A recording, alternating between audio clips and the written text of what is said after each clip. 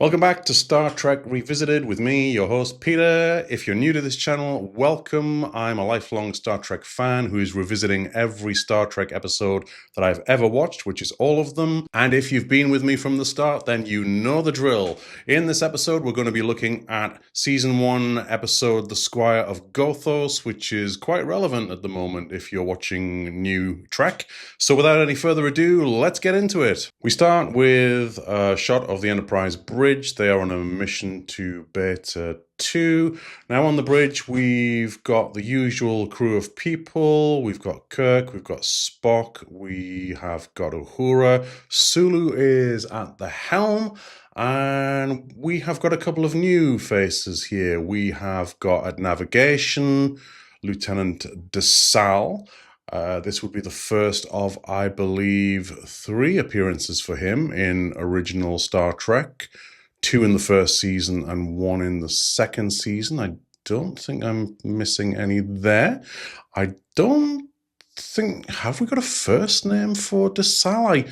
I want to say he's called Vincent for some reason. I don't know where I'm getting that from. I might be wrong, but we can check that. The other new face we've got is what, since the departure of Janice Rand, has resulted in, similar to Navigator of the Week in Season 1, we've now got Yeoman of the Week, and this time it's the turn of Yeoman Teresa Ross, who is walking around the bridge, handing everyone coffee. As Dr. McCoy enters the bridge, we can see Mr. Leslie at his most usual engineering station, although he does tend to float around, and we'll see more of that in this episode. It's quite a big episode for Mr. Leslie, actually, in a couple of ways, and we'll get to that. And all seems to be quite normal as they're going about their business and enjoying their coffee.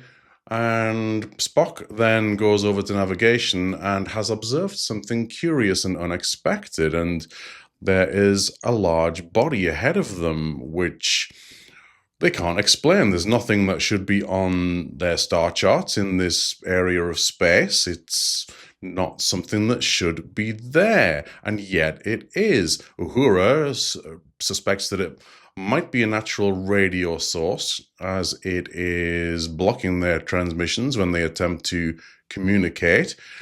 And then Kirk gives an order to go around it. We don't have time to investigate this. And as Sulu tries to engage his helm controls to take the Enterprise on, he blinks as though something has disrupted him.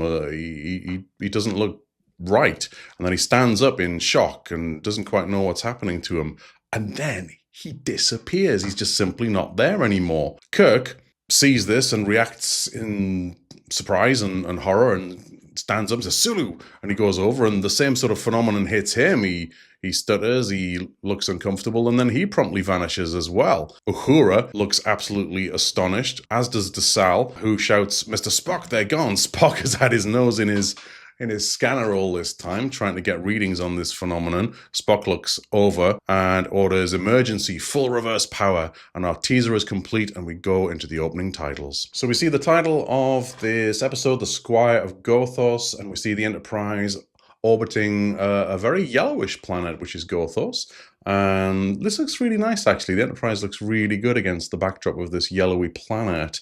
And it's a nice remastered effect that we get to see here, which I always appreciate. Now, on the bridge, we can see that they are responding to the chaos that has just ensued. We have Mr. Leslie, who has replaced the disappeared Mr. Sulu at the helm. And we've got Yeoman Ross wandering around, other crew members wandering around. We've got Uhura looking busy at communications, DeSalle and deep in concentration at navigation. Spock enters the bridge. I'm not quite sure where he's been during this time. Why on earth he'd leave the bridge at a time like this is a major thumbs down for me. I don't understand why he would do that. But he enters the bridge with a crewman called Jaeger, who is the ship. He's not the geologist. His title will come to me, but and it is mentioned. But he's called Carl Jaeger, and he's in the Sciences Division, and he's an expert in planetary surfaces and atmospheres and that sort of thing. So why he's here is logical. Spock's obviously gone to fetch him because as a scientist, he'll be under Spock's command. He'll be in the sciences division, which Spock is the commander of. So it makes sense that he's come to the bridge here. What doesn't make sense to me is why a scientist would then relieve Leslie and take his place at helm. That is just weird to me. We quickly establish through Mr. Yeager's expertise of surveying this mysterious planet that has just appeared that it is not capable of sustaining human life. The atmosphere would result in any humanoids beaming down there not being able to survive for very long, as they're postulating that this logically can be the only place that their missing captain and helmsman can be at. But if they are there, then surely they are dead by now. As they are debating this, Uhura gets a mysterious message on her view screen above her station, which reads, "Greetings," in a very old-fashioned font, and "felicitations," which Spock reads out and repeats. And he instructs Uhura to send a message to whoever is sending this visual to them. And he says, "Enterprise to whoever it is communicating with us, please identify yourself." And the response comes in on the screen again, "Hip, hip, hooray." And Spock says, "I believe it's pronounced tally-ho." They ponder for a few moments more about going down to the surface with breathing apparatus to search for the captain and Mr. Sulu, and Spock eventually agrees to this. Scotty immediately requests assignment to the landing party, to which Spock logically replies, "Negative, Mr. Scott, neither you or I can be spared here." Now, this is a big thumbs up from me, because quite often in the original series, especially where Kirk is involved, landing parties are not logical, and there's no need for those particular people to be there quite often. And we'll see this in a season 2 episode in particular called The Ultimate Computer when we get to it. But quite often landing parties consist of Kirk, Spock, and McCoy, and that's not necessarily the best choice for going. But Spock orders a landing party to consist of Mr. DeSalle to be the party's leader, Mr. Yeager, because his scientific knowledge of this sort of planet and its atmosphere will be critical, and Dr. McCoy will accompany for obvious reasons, because there will be medical requirements potentially. And off they go, and as Yeager and DeSalle get up to go to the transporter room, they are relieved respectively by Mr. Hadley, who goes over to helm rather than Mr. Leslie this time, and Mr. Brent, who, wearing yellow this week, relieves Mr. DeSalle at navigation. In the transporter room, we have got our landing party all masked up and ready to beam down. Spock is there as well, and he hands a laser beacon to Mr. DeSalle on the basis that he would like the landing party to check in immediately upon beaming down, and if they have any problems, use the laser beacon, which to me seems like a very logical idea given the amount of times that Enterprise landing parties become out of communication. Comms don't work as normal. Anyway, they beam down, and the environment is immediately not what they were expecting it. It looks almost Earth-like. I mean, we're clearly in a studio here. We're not in the outdoors as we have been in Shore Leave in the previous episode, for example. So we're in a studio here on a set, but it's a very... Interestingly, it's a green-looking sky, but the planet was yellowish, which is intriguing. And Mr. Yeager quickly determines with his tricorder that the air is breathable and takes off his mask, and the rest of them do as well, which the mystery deepens. DeSalle tries to contact the Enterprise, but nothing is getting through. There's some sort of disruption to communications. And the others try with their communicators with no luck, as DeSalle tries the laser beacon to signal the Enterprise that they are successfully beamed down. This also doesn't work. And they start to explore their surroundings, and DeSalle comes across a doorway to what looks like a castle, a very medieval-looking castle, which is obviously not something that they're going to be expecting here. They go inside with very little hesitation and very little precaution, to be honest. They just wander inside, which is interesting. And they see a very, very colourful surroundings, decorations with statues and suits of armour and fancy candles and furniture and flags. It's a very nice-looking scene. And piano there, swords on the wall. And in they go. Now, a little bit of an Easter egg here. To their left, as they walk in, we see the costume of the salt vampire that we'd previously seen in The Man Trap. And as they go past it, the sort of incidental music from the episode The Man Trap sort of starts playing. They'd already kind of been playing that similar theme, but it really emphasizes when they go past the salt vampire, as if they're giving a little nod back to that particular episode. Then they see an absolutely startling scene, as on a balcony, almost as if on display, are the static figures of Kirk and Sulu, exactly as they last appeared before they disappeared. And they've been frozen, and they're like statues. And our landing party look at them in absolute astonishment, as behind them, the door snaps shut. And then music starts playing, and they turn around and they see this figure sat at the piano, merrily playing music.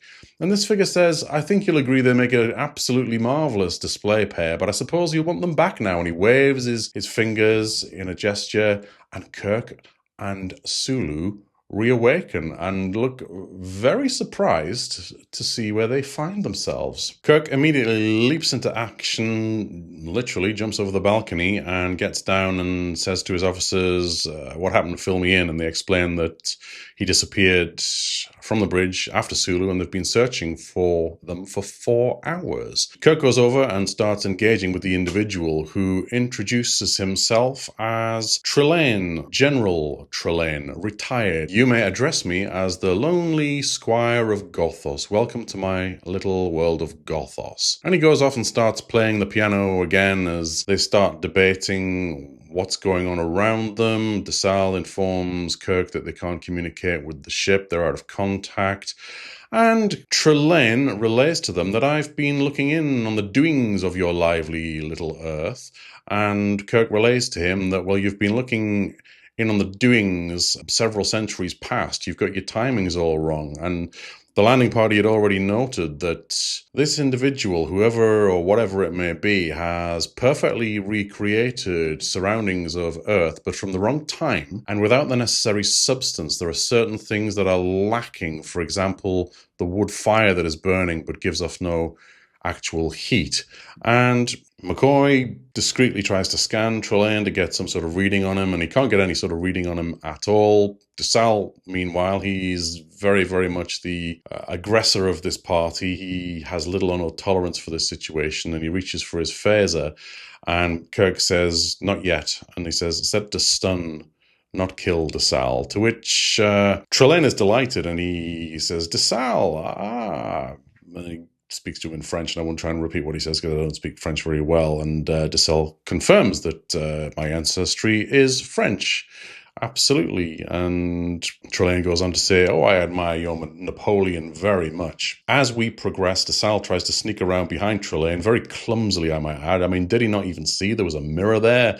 Trelane's looking at DeSalle in the mirror, getting ready to fire, and he just raises his hand and freezes him, and he just casually strolls over and takes the phaser from him and has a look at it and says, "Oh yes, this will kill, this won't." And he sets it to the kill setting and he fires, and with a look of joy on his face, and the salt vampire disappears, disintegrates, and he does it again and disintegrates another one of his collection. He says, "Oh, marvelous, this could kill millions." And Kirk casually wanders over and retrieves the phaser from Trelane, and then demands some answers. Who are you? What do you want? How do you do all this? And Trelane says that, "Well, I have a means by which matter can be transferred to energy and then back again." And Kirk says, "Much like our transporters." And Trelane says, "Well, a crude example of a far more superior piece of technology. We not only transport matter, but we can alter its shape as well, and turn it into what you see around you." And if this is true, if this is actually how Trelane is doing this, then it's a very similar technology to what turns out to be the holodeck in Star Trek: The Next Generation, which is interesting to me. But it's also slightly contradictory to what we not necessarily know, but what we believe about Trelane as has gone forward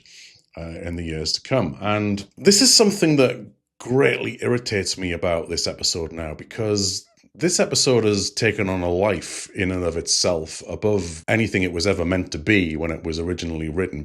Because, again, referring to The Next Generation, I'm assuming that those of you watching are familiar with the Next Generation, and if you're not, please tune out and stop watching or skip forward. We obviously have an entity called Q in the Next Generation, an all-powerful entity, and for years and years and years since the advent of the Next Generation, it's been postulated that Trelane was a Q. And it's an interesting, but in my opinion, unnecessary theory that has just got legs and fan theories and debate, and ultimately it's led to modern day New Trek writers caving to this and deciding that they would make Trelane a Q, and they've reintroduced him recently in an episode of Star Trek Strange New Worlds, played by the amazing Rhys Darby, I have to add, but who I am a fan of from Flight of the Conchords. Great actor, but that's not the point. I don't think we needed that. I could go into that all day, and I will in a different video, but I couldn't not mention it here. But this is something that, for me, has in a way tainted this episode for me. It's made this episode, and I always loved it, absolutely always loved this episode, but it's spoilt it a little bit for me now by the whole hoo-ha around this Trelane Q thing. And it's just, when you can get too much of a good thing sometimes, and you over-listen to a piece of music and you sicken yourself of it. It's kind of like that, and I'm just over the whole Trelane as a Q thing. But sadly, the writers caved and went for it. But let's move on. Anyway, Kirk annoys Trelane by saying, we can't stay here, we have tasks to perform, we must go. And Trelane gives him an example of his power, and he snaps his fingers or gives a gesture, and Kirk disappears and reappears outside the protective Earth-like atmosphere that has been created on this planet, and he's in a gaseous environment, coughing his lungs out, and he reappears a few months later. Trelane warns him that he'd better cooperate. As we cut back to the Enterprise, and Scotty and Spock are on the bridge debating why the landing party hasn't communicated in with them, and effectively realizing that for the time being, they can do absolutely nothing but wait. And we cut back to Gothos, where Trelane is merrily showing his guests, his unwilling guests, his collection of flags from their history, and then off he goes back to his mirror and his piano again, and our crew have a conversation about what I mentioned just a few moments ago, how there's no substance into what he's created. Sulu comments about the wood fire burning away, but there's no heat. Now, actually, as I look at this particular frame, I recall more accurately what Scotty and Spock were discussing on the bridge, in that they've actually been working on cross-circuiting, I think, the impulse engines, it might have been, with the sensors or something to that effect. And as a result, they are hoping to penetrate their sensor interference and get a signal through and a lock on their landing party. And in fact, that's what comes to pass. They succeed in doing so, because as Kirk is debating with Trelane about they can't stay here, etc., McCoy gets a communicator beep and says, "Captain, we've got to transport a signal." And Kirk goes over and says, "It means the party's over, thanks to Mr. Spock." And they dematerialize. Off they go. They're beaming back up to the Enterprise as Trelane is furious and says, "You can't, you simply can't." And we cut to the Enterprise. We're back on board in the transporter room. Spock is there to greet them. And as they head off to the bridge, Kirk orders everyone to duty stations and let's get out of here. Let's put as much distance as we possibly can from this weird place. Everyone but Spock leaves the transporter room. Spock wanders over and he presses a switch on the transporter console, and I have no idea why he's doing that. It just stands out to me as, what's he doing here? Why is he going over to press a button and then leave the transporter room? Interesting. But look who's the transporter chief here, though. This is an interesting point. It's Mr. Leslie. That is absolutely, definitely Eddie Paskey there. And Spock leaves the transporter room and they all head up to the bridge. And how is this possible? And I know it's just extras playing extras, but look who's in the command chair getting his moment of glory. It's Mr. Leslie. Did he beam himself up from the transporter room to be in the command chair? But anyway, jokes aside, extras are extras, and only sharp, eagle-eyed geeks like me would notice that sort of thing. And to be fair, back in the day, when you couldn't record and pause and scrutinize the way you can today, nobody was going to notice that, were they? But isn't it good to see him in the command chair as the turbo lift doors open and in come Sulu and DeSalle? And then weirdly, literally a couple of seconds later, the turbolift doors have closed and then almost instantaneously open again, and in come Kirk, Spock, and McCoy. And that brings me to a thought that turbolifts can certainly operate very quickly. One lift must have literally gone up with Sulu and silent, doors open, out they come, doors closed, that one moved to the side, and another one's following them, and out come. I don't know how they filmed that, though. That's interesting. But anyhow, Kirk sits in his chair. There's a sense of urgency. McCoy comments that he doesn't know if he's amused or in terror as his hands are shaking. And they're about to leave orbit and put this behind them when Yeoman Ross, who's handing a report to Kirk, looks over at the environmental stations and says, "Captain, look. And there stands Trelane in all his glory." And Trelane's got a big smile on his face, and he says he bears them no ill will. He doesn't hold them responsible at all. But this Mr. Spock fellow, I have a bone to pick with him. And Spock identifies himself, and there's a conversation about Spock not being quite human. And Trelane asks him, "Are your ancestors predatory?" And Spock replies, "Not generally, but there have been exceptions," which is interesting. So Trelane doesn't know about Vulcans, which is interesting, a very interesting point to pick up on. And Trelane engages with Kirk and says, "Nonsense, you're all coming back down with me to the planet." And before they can protest too much, with barely I don't know if you even recall if he snaps his fingers, he just casually says, "I'm sure you'll all agree that the ambience and setting of my drawing room is far nicer than the bridge of your ship. Won't you agree?" And suddenly they're all back in the drawing room, and all of them are there this time. The majority of the bridge crew anyway. We've got DeSalle, we've got Sulu, we've got Yeager, McCoy, Spock, Kirk, Yeoman Ross, and Uhura is sat at the piano. And Sulu amusingly says, "No." Now Trelane here glances at the two ladies, Uhura and Ross, in delight, and is asked to be introduced to them, and he is. And then we get to a very cold-looking Spock coming face to face with Trelane.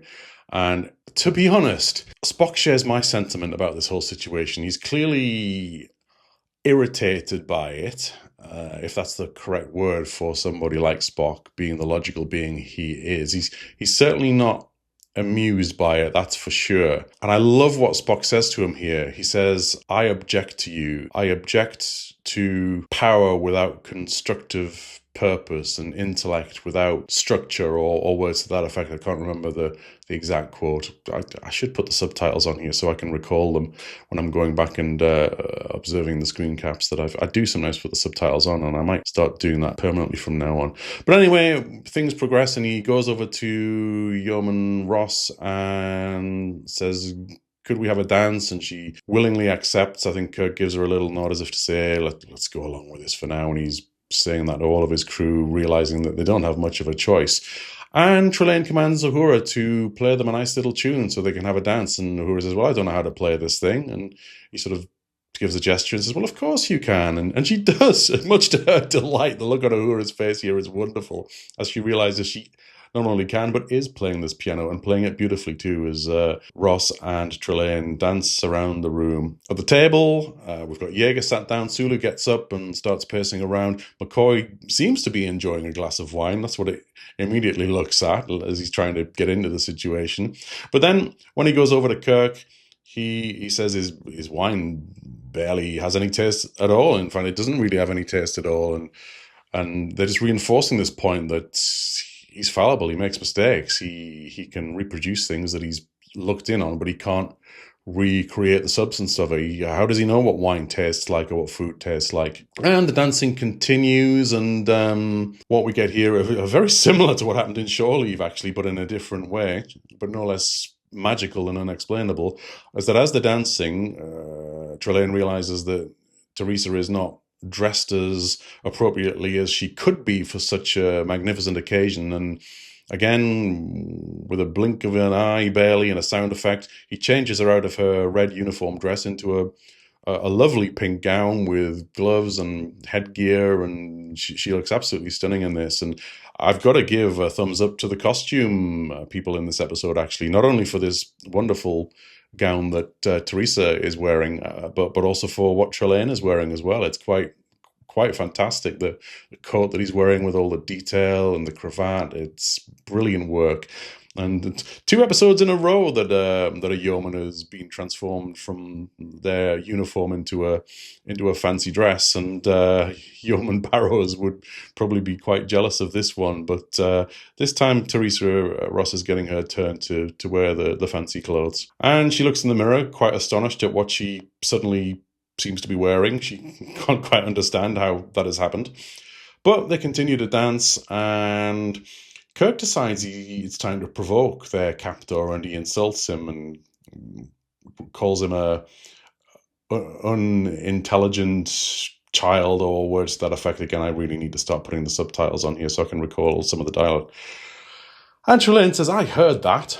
How dare you?" And this escalates, and he pulls Teresa away from Trelane's grasp and says, "Don't want you accepting his gifts, and take that glove off, and don't dance with him, etc., etc." And this escalates to Trelane saying, "Are you challenging me, sir?" "Yes, indeed I am." And Trelane's super excited about this. "A duel. Wow, I couldn't have imagined something so splendid in all of this encounter with you."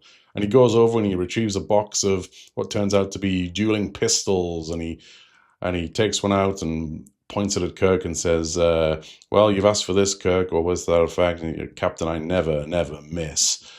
And then we cut to a captain's log as Kirk relays that it's a delayed report, and we are the unwilling guests of this strange creature called Trelane, and our only chance now of getting out of here lies with my proficiency with the ancient dueling pistols. Trelane demands the first shot, and Kirk, realizing he has no choice, agrees. But Trelane, in traditional dueling fashion, I can now say, having watched the splendid musical Hamilton many times, I now know that in a duel, if one of the combatants fires their pistol into the air, this should put an end to the whole affair, as Lin-Manuel Miranda quite splendidly sang in that, my favorite of all musicals.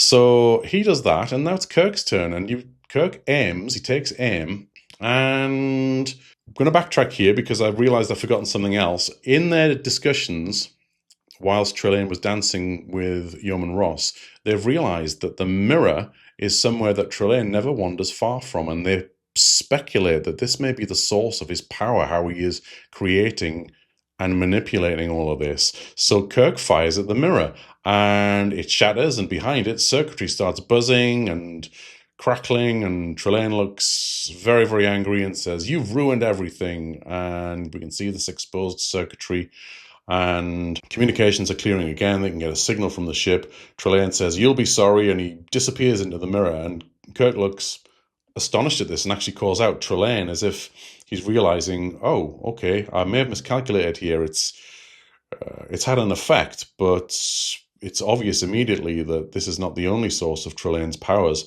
Nevertheless, Kirk signals the ship with his communicator and says, "We're getting out of here." We cut to the Enterprise leaving orbit. Now on the bridge, everyone back at their stations.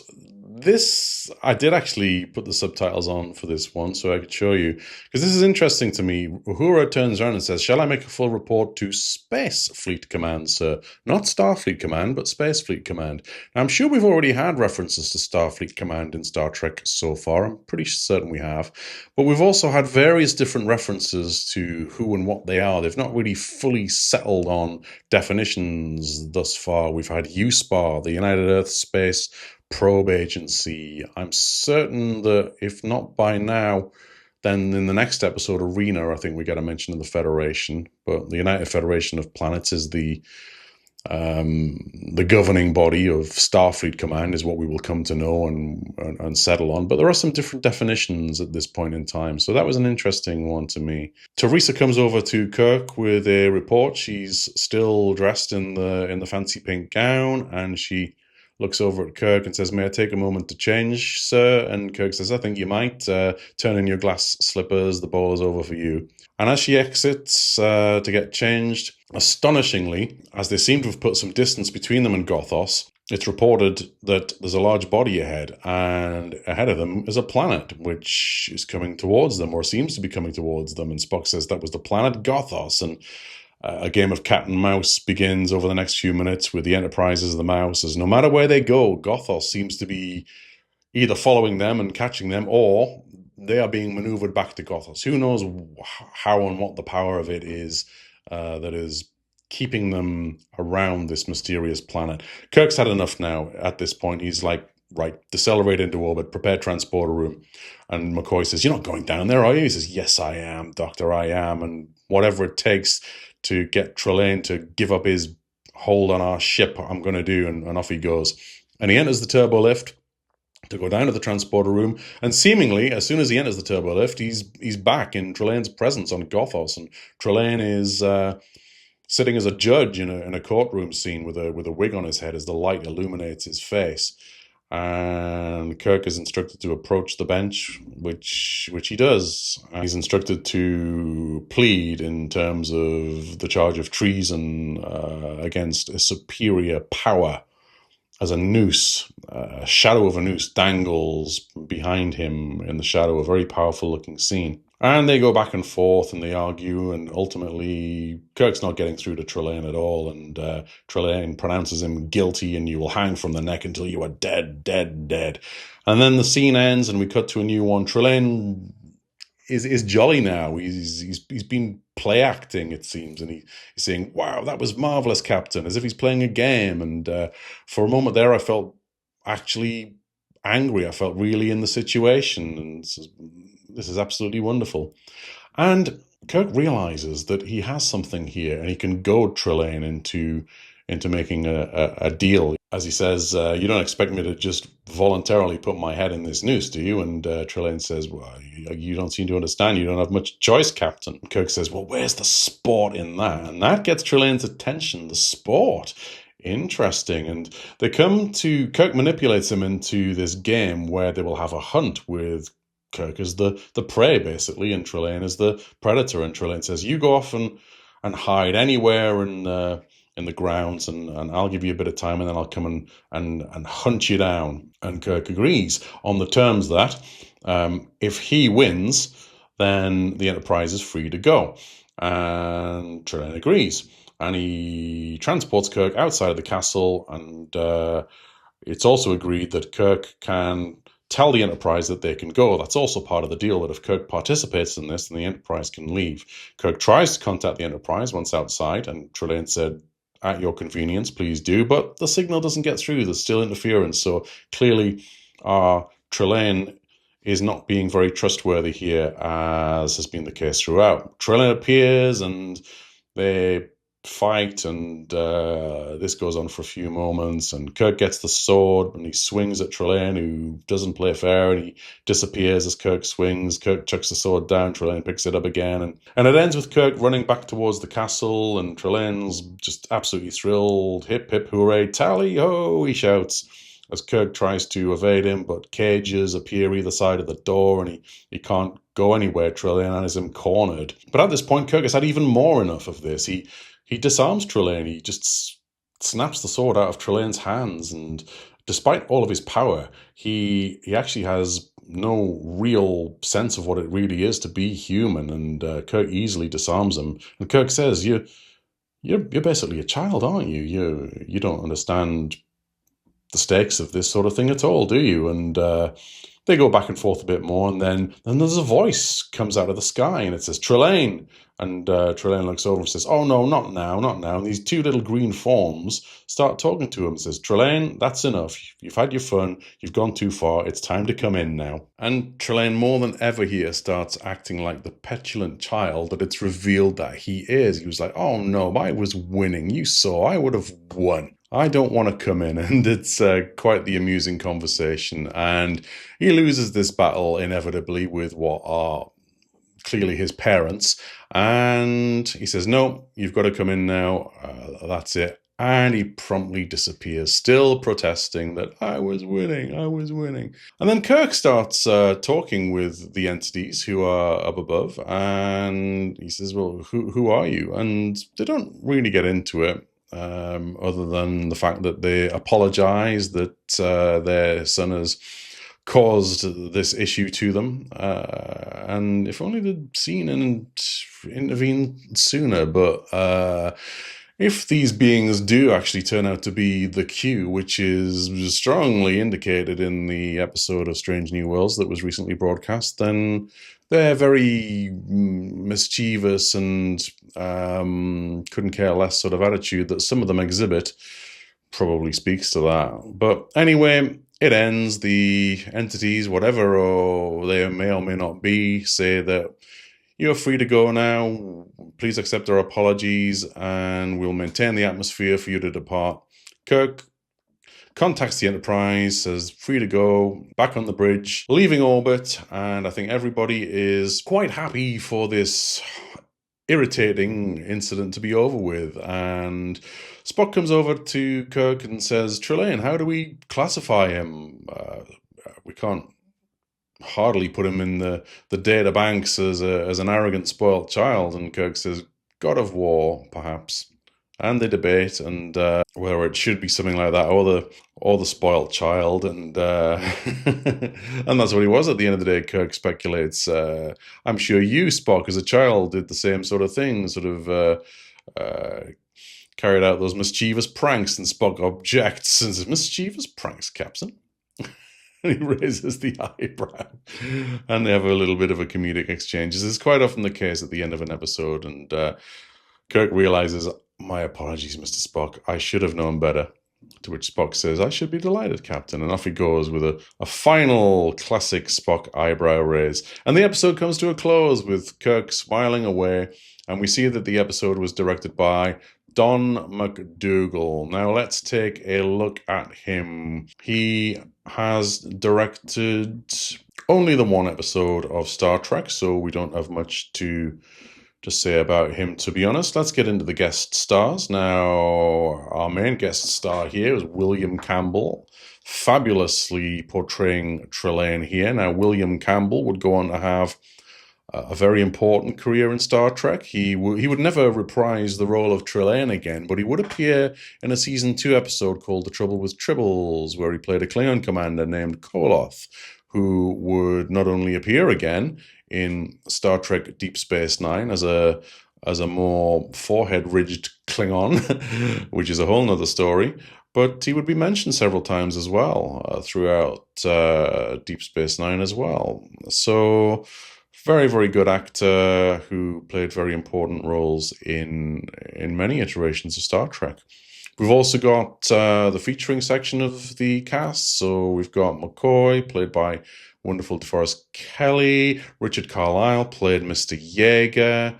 Obviously, we've got Uhura, Sulu, Scotty. Michael Barrier played Mr. DeSalle, and Vanita Wolf played Teresa.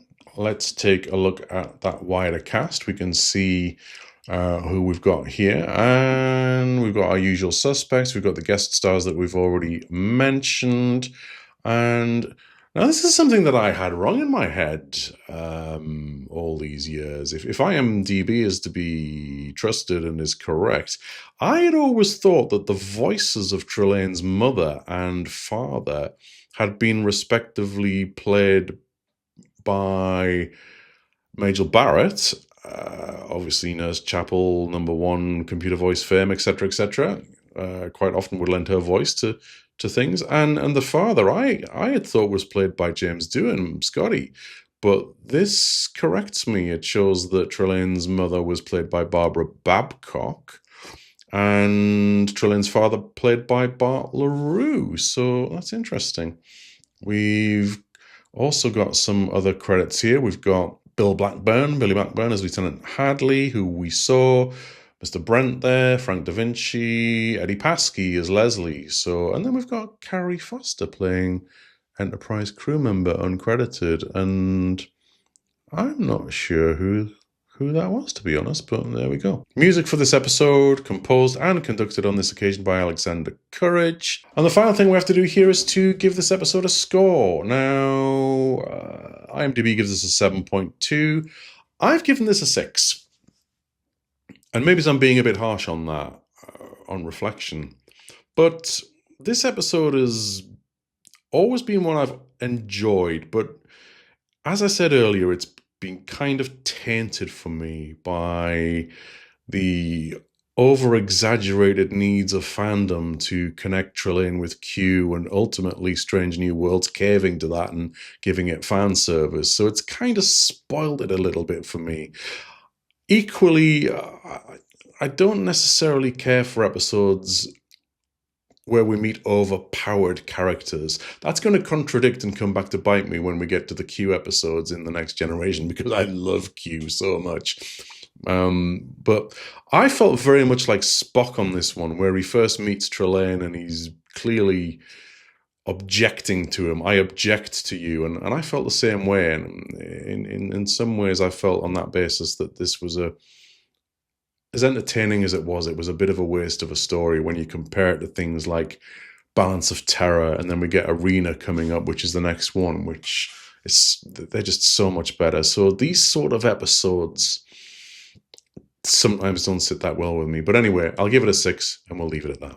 And so concludes another episode, recollection and retrospective. Squire of Gothos. As I said, mixed feelings about it, because I always did really love it. And it's an interesting realization, actually, in that your perception of an episode can change over time. Some of the episodes that I may have enjoyed more as a child or a younger adult resonate differently on rewatches, and what you like and what your intellect perceives about things and how they sit with you. It's interesting. It really is interesting as I revisit Star Trek, the original series, for goodness knows how many times it's been that I've watched this series. It's Star Trek, the original series, is easily the show that I've rewatched more than any other thing that I love in my life. So I've been through it countless times. I couldn't tell you how many times. And each time I'll find a new perspective, a new feeling, and spot something I've never spotted before. And that will probably continue till the day I die. But Squire of Gothos, definitely not as wonderful as I might want to have thought it was for me. But that's me. And everyone is entitled to feel the way that they feel about an episode. You can love it, you can hate it, you can be indifferent to it, and that is your prerogative. Don't ever let anyone tell you anything different. I do dislike so much when you see on YouTube in comment sections that you're wrong, or it's all about opinion, it's all about perspective. But that being said, I do want to hear your perspective. I do want to know how you feel about this episode, what you thought of the performances, the story, how it ties in now with the wider Trek universe in Strange New Worlds, if you have seen that. If I've spoiled something for you there, I do apologize, but I do try very, very hard to steer away from spoilers, but sometimes it can't be helped, and my channel is aimed at the broader Star Trek audience, who are very, very likely to have watched everything as I have. So if I have spoiled something for you, I deeply apologize. Anyway, let's wind up the video there. I'd be massively grateful if you would give this a thumbs up if you've enjoyed it. I'd be even more grateful if you'd hit that completely free to do so subscribe button. Takes a second, won't cost you a thing. And I'd love to hear your comments. I get some great comments from some very regular and recurring folks now, which I'm really loving. So I'm anticipating those greatly. And I always welcome more. So without any further ado, I'm going to say stay safe, take care, do travel well wherever you may roam, and above all else, do live well and prosper. Bye-bye.